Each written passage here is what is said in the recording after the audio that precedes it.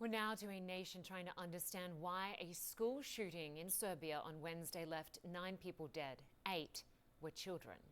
Officials say a teenage boy opened fire on his classmates at a school in Belgrade after watching an American documentary about a school shooting the night before.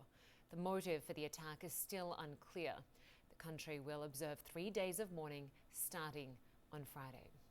Scott McLean is standing by in the Serbian capital and joins us now. Scott, we are now learning more about this shooter, just 13 years old, and the potential motive. What more can you tell us? Lynda, look, I think people in this country, you can still see they're still coming to pay their respects. It seems like they are also trying to figure out what happened and trying to make sense of this and figure out who or what to blame. And there's been plenty of discussion about mental health, about parental responsibilities, the influence of media and social media, and of course, about guns. Droves of kids from schools across Belgrade showed up to pay their respects to the 9 lives lost in Serbia's worst ever school shooting. The students stood in silence. Others didn't know what to say. It's absolutely terrifying that that happened in Serbia. I mean, in Belgrade. I can't even find the words. 6 students and a teacher were wounded. 2 remain in this children's hospital blocks from the school, fighting for their lives. At a blood donor clinic nearby, twice the usual number of people have shown up to donate. There's no urgent need. People just want to do something. I was about to tears. I mean, what can you say when you hear something like that happening?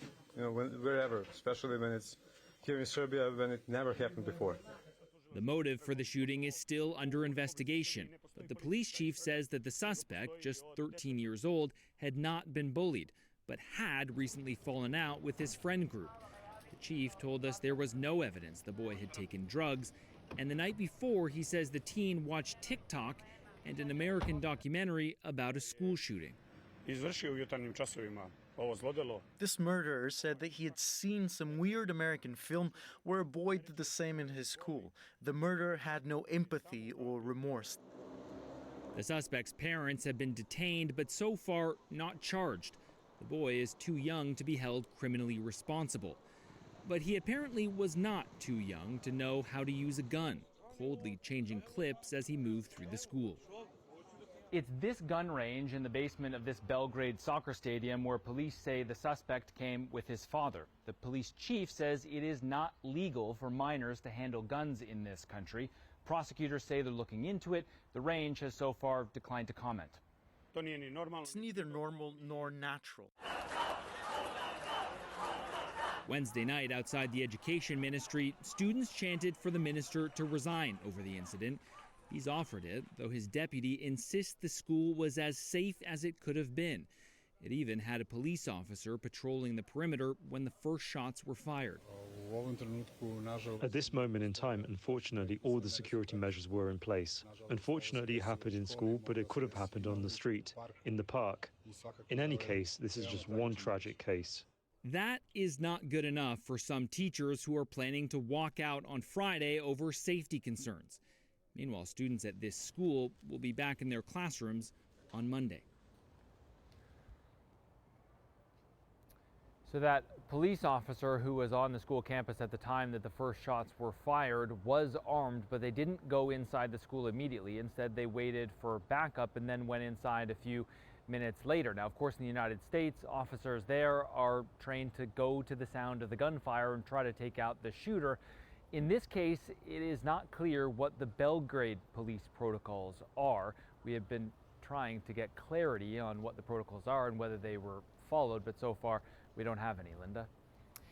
And Scott, we know that gun ownership in Serbia is amongst the highest in Europe, but mass shootings are rare.